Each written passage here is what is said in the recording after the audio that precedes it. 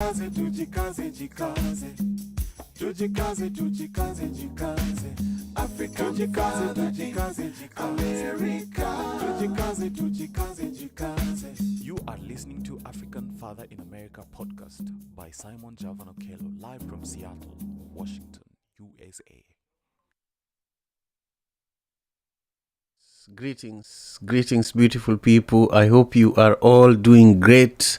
I am excited to be here with you for another amazing episode of the African Father in America podcast. My name is Simon Javan Okello. I am the host of the African Father in America podcast, and I live stream on multiple platforms while recording my podcast. And so currently, as we speak, I am live on YouTube. So if you're watching my YouTube channel right now, I urge you to press the thumbs up button so that next time when I'm live, YouTube can notify you. And also, I want to encourage you, if you're watching on TikTok, if you're watching on LinkedIn, if you're watching on Facebook or Twitter, I want to encourage you to take a second and share the link to this live broadcast of the African Father in America podcast. You might be asking yourself, why is Simon here again today? I'm here because I love African Proverbs, and I love looking at African Proverbs every single day and really taking them as my way of grounding myself, reflecting on the day ahead, reflecting on yesterday, and figuring out where am I going to position myself in all of these things, And so today we have a beautiful proverb from the Ashanti community in West Africa. It says that hunger is felt by slave and king alike.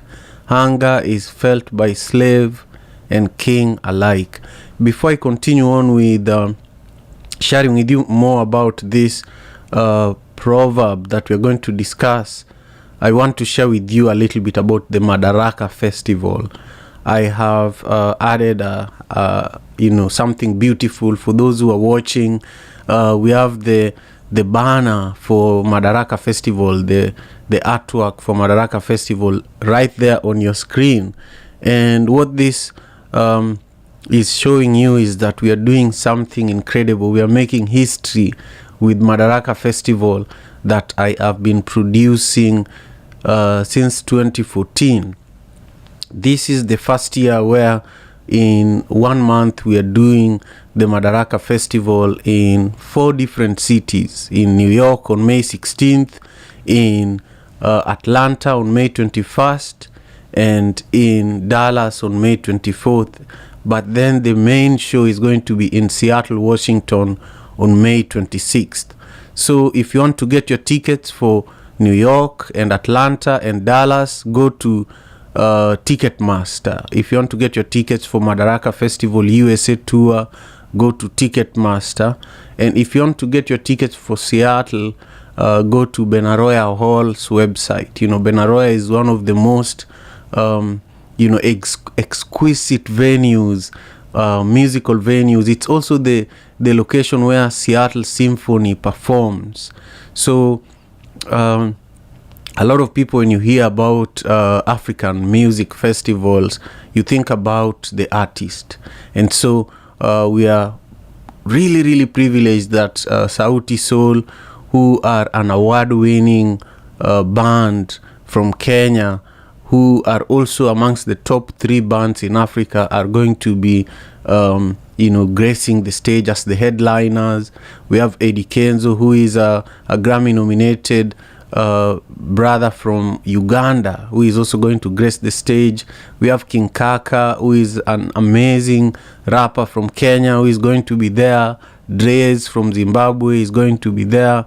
Anthony Cole from Trinidad and Tobago, as well as Tacoma Refugee Choir, One Vibe Band, DJ Les Cadence, DJ Poison Ivy, DJ Afrisha, DJ Freddie Mooks, and also DJ Black. So if you are in any of the cities that I have mentioned, I highly encourage you to check out the links for the tickets for those 3 cities, and also Seattle, Washington, where I am actually broadcasting from.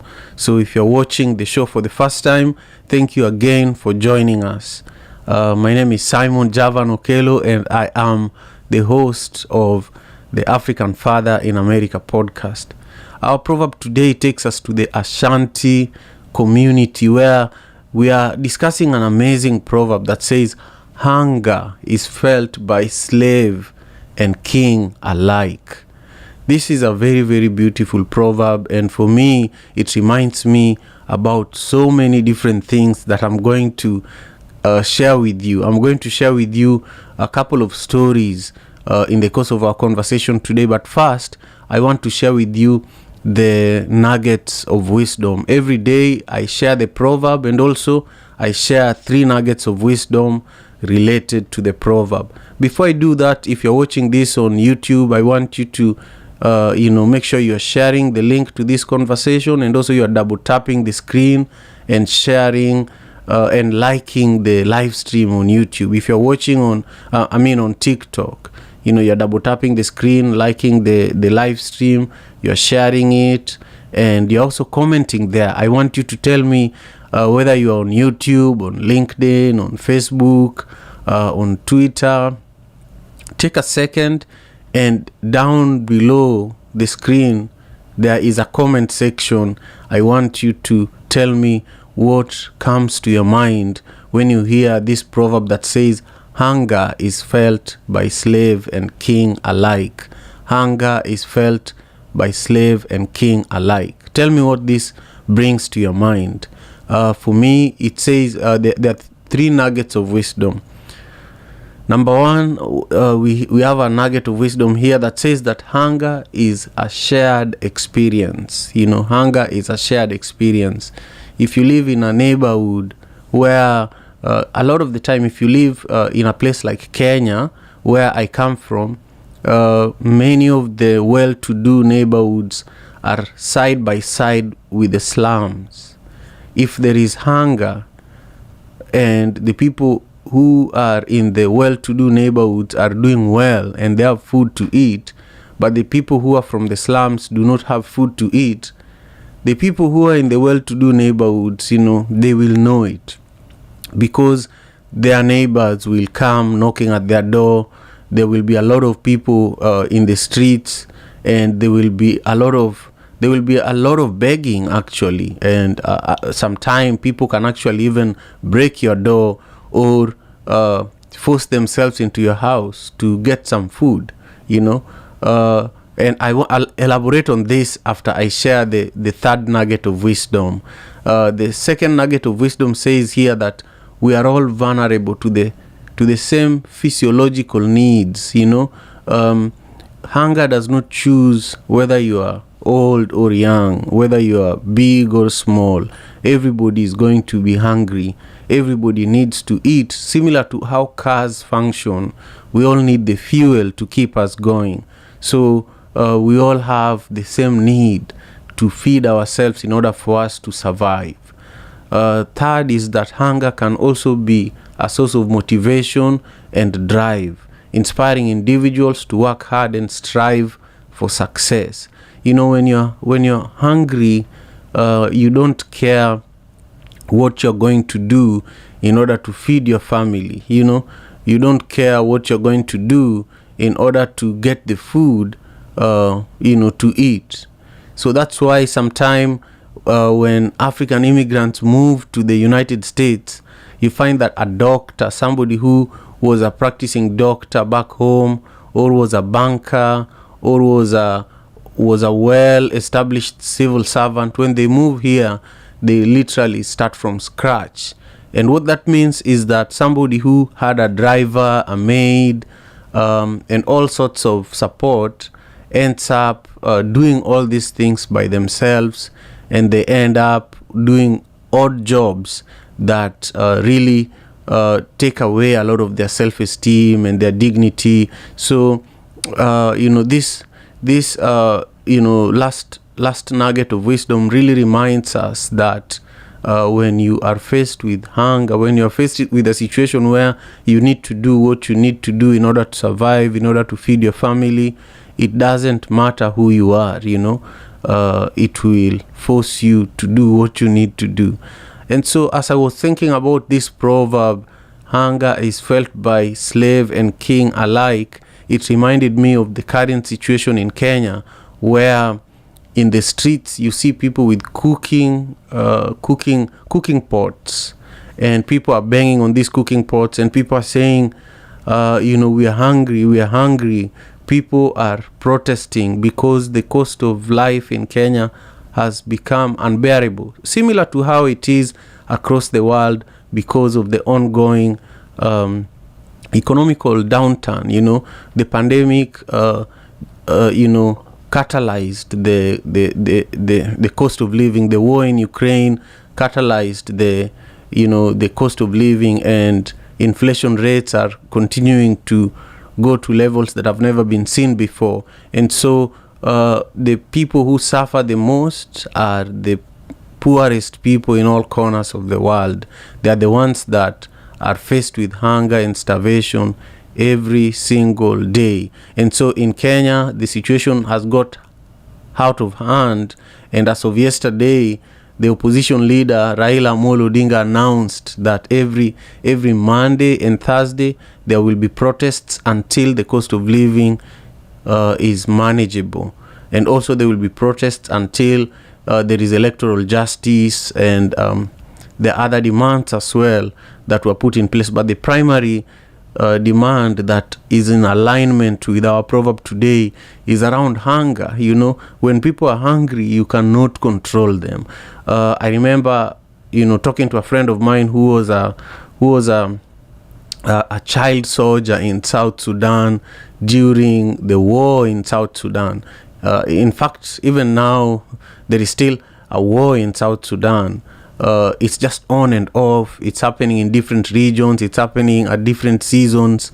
But at the peak of the war in South Sudan, before the peace deal was signed in 2010, a lot of young people, young boys and girls, were given guns and were forced to fight in the war in South Sudan. And so this friend of mine was telling me how at a certain point they were completely out of food, and they ended up consuming even the bodies of their own their own friends, and so it got to a point where he was contemplating, should I kill my friend and consume their meat, because they got to a place where they were that desperate. And I feel that for me, what I would urge any leader, especially the Kenyan leadership, where the country is going through a very difficult time, but the president has taken a very, very strong stand that is not going to change anything. I would urge that we think about a place like South Sudan, where it got to a point where people were eating each other. We should not let people get to a point where they're so desperate that they're willing to eat each other, And so what we are learning from today's episode of the African Father in America podcast, through the proverb from the Ashanti region that says hunger is felt by slave and king alike, is that if there is a problem in South Sudan, there is a problem in America. If there is a problem in Somalia, there is a problem in the UK.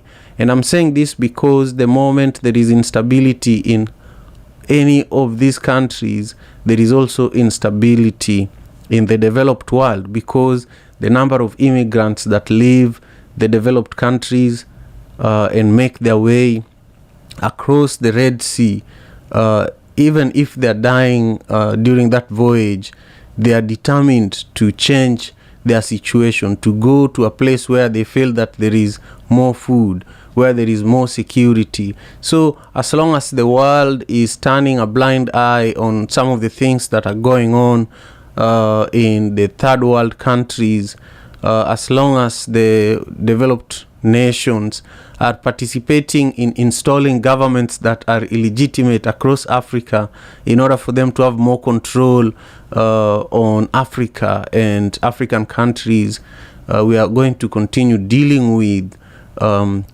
quelling violence and quelling protests instead of focusing on agricultural production and development initiatives that can actually eradicate hunger. What has been fascinating for me recently it has been observing how Ukraine is in the midst of a war and it is still feeding countries like Kenya. As we speak, there's a huge Ukrainian aid vessel that just docked in the port of Mombasa in Kenya, where it's providing grains, maize and all sorts of grain products. So a country that has developed its feeding programs and agricultural systems and technologies is still able to provide food for many other countries while it is at war. Of course, this food is being provided for diplomatic relationships so that they can win the Kenyan government in order for them to, let's say there is a voting going on in the UN Security Council. They want favors. It's not free food. There's nothing that is always for free. But they're still doing something worth acknowledging. And it's just unfortunate that a lot of leaders, as long as they eat, they don't worry whether the people that they lead are eating. And so what this proverb is reminding us is that if you're a leader, make sure that the people that you are leading are being well fed. If you are a business owner, make sure that your employees are being paid well so that they can feed their families. Otherwise, they will feed off of this big empire that you're building. If you're a teacher, make sure that your children, the students that you're teaching, are well fed, not only with food but also with information. Because if you don't feed them with proper information, they will begin challenging you.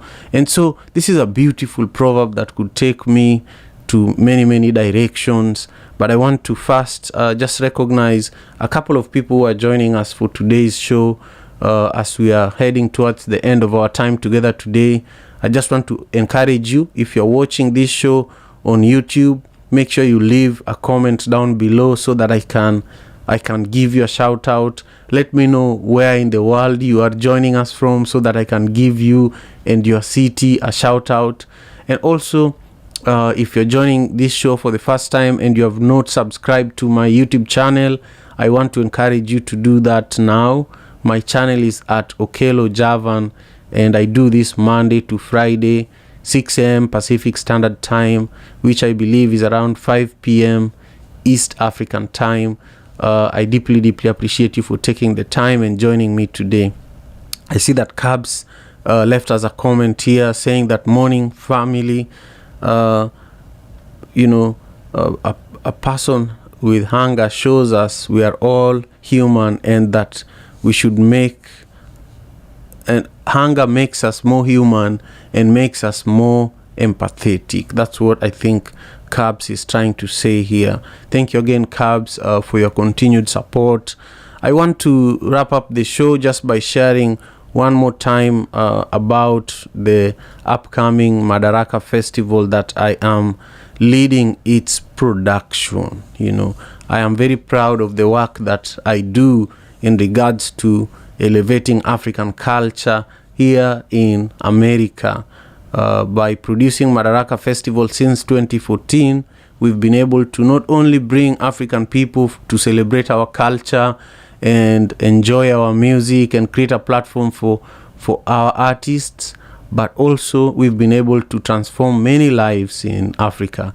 There are people who are employed and their families depend on the work we do because of the Madaraka Festival. So the Madaraka Festival is also raising funds for One Vibe Africa, for Mama Hope, and also for Refugee Artisan Initiative. These are three amazing organizations that impact over 3.5 million people in the United States of America and also in Africa. So if you want to donate to support the work that these organizations are doing, I encourage you to send me a DM and I'll send you a link, the link that will take you to the donation page. And also, I want you to make sure you're helping us spread the word.